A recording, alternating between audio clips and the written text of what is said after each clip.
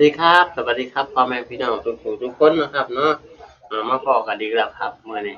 สำหรับช่อง VIP ธรรมดานะครับช่อง VIP ธรรมดากับเมื่อนี้ก็เป็นวันพุธนะครับวันพุธสีเขียวนะครับ VIP ธรรมดากับที่มาพอกับพ่อแม่พี่น้องทุกวันจันทร์วันพุธวันศุกร์นะครับเด้ออาทิตย์ละ3เที่ยจันทร์พุธศุกร์นะครับเด้อ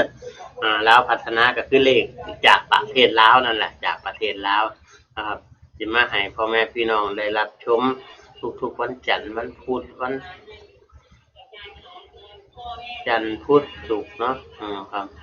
จันทร์พุธศุกร์ครับลาวพัฒนาอันนี้จะเป็นที่นิยมของคนหลายอยู่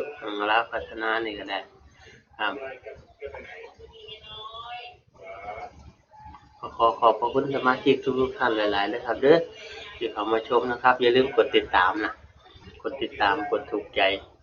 กดไลค์กดแชร์ให้กำลังใจซึ่งกันและกันคอมเมนต์มาอย่างดีนะครับติเตือนหรือว่าออกความเห็นมาอะไรนะครับอาจารย์เสียงไม่มีอาจารย์ภาพชัดแจ๋วดีอะไรอย่างเงี้ยก็ว่าไปอาจารย์ให้เลขแม่นจังเลยงวดที่แล้วให้4กับ5มันมา4กับ5เลยเด้4กับ5เลยเด้อ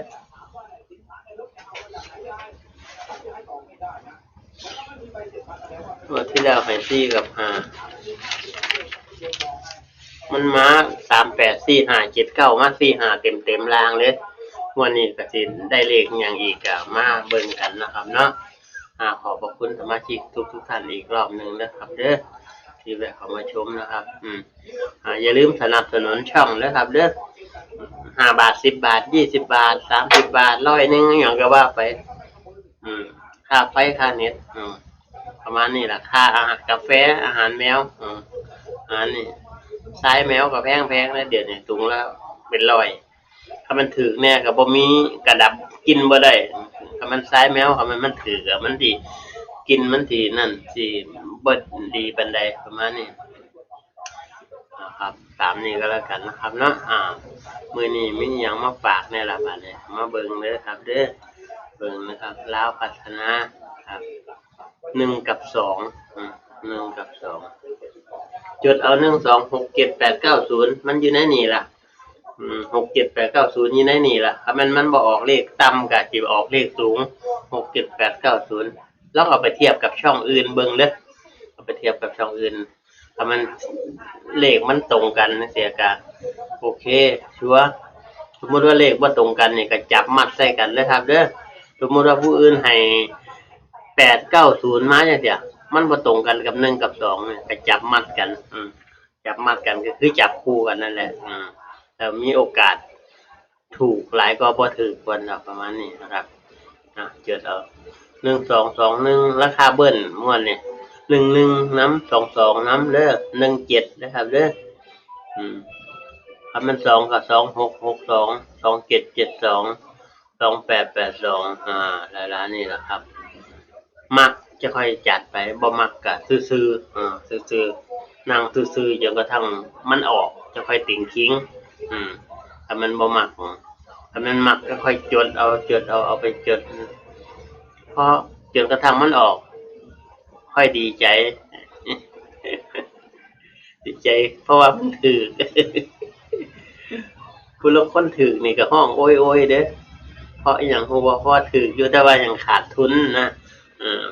ถ้ามันคิดบวกก็คือดีกว่าขาดทุนหลายดีกว่านั่นหลายประมาณนี้ขาดทุนหน่อยดีกว่าขาดทุนหลายนะครับประมาณนี้นะครับเนาะพบกันใหม่อีกทีกับวันมื้อนี้วันหยังมันพุธเด้อล่ะเพียงคือเอาจังเอาสีส้มวันหยังวะมันพุธอยู่มันพุธคันเอาตัวหนังสือสีส้มใส่ผิดแล้วช่างมันเนาะหลงลืมๆแล้วอีก20-30ปีจั่งสิหลงกว่านี้แหมลูกหลานตามหาก็บ่พ้อเพราะว่าย่างไปทั่วเลยอัลไซเมอร์นะครับจดทันอยู่ดอกเนาะบ่ได้นั่งฟังอาจารย์เว้าอย่างเดียวจดทันอยู่ครับ